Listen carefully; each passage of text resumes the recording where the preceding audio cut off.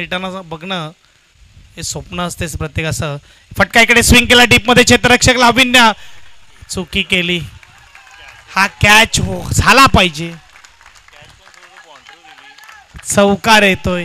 गोलंदाज करेल तर काय करेल. बुडत्याला काडीचा आधार आणि गोलंदाजाला क्षेत्ररक्षकाचा आधार. हा झाला नाही. पकडो कॅच जीतो मॅच, छोडोगे कॅच तो हारोगे मॅच. ते प्रसाद कौतुक करेल तेवढं कमी, परंतु इकडे out of the park. Over pitch चेंडू भिरकावून मारलाय. सुजल नवाचा ब्रँडेड फटका सरळ निघून जातोय. सीमापार येतोय षटकार. मी पहिलेच म्हटलं इथे प्रेक्षक वर्ग आहेत,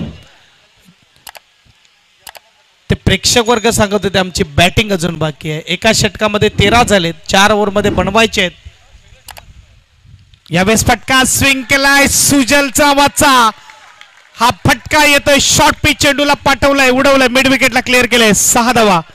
षटकाराने स्कोरबोर्ड पुढे जाईल. स्कोरबोर्डचा विचार केला तर यावेळेस आपण बघू शकतात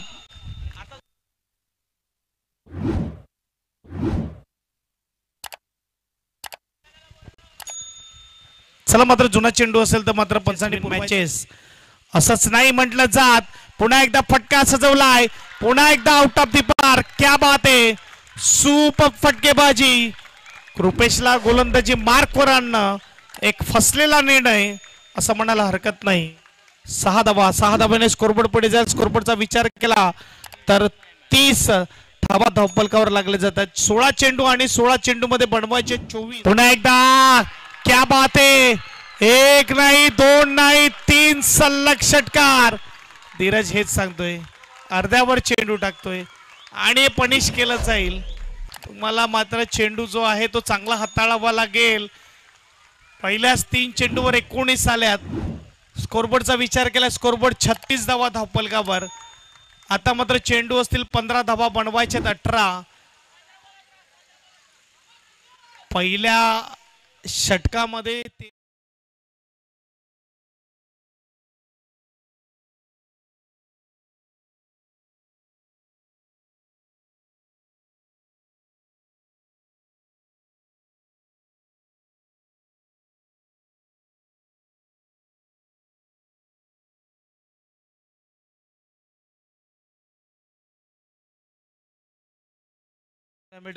आणि स्कोरबोर्ड पाहायला मिळते तो म्हणजेच आपण बघू शकतो. आता सांगणं होतं की सुजल हा 45 वर होता आणि इकडे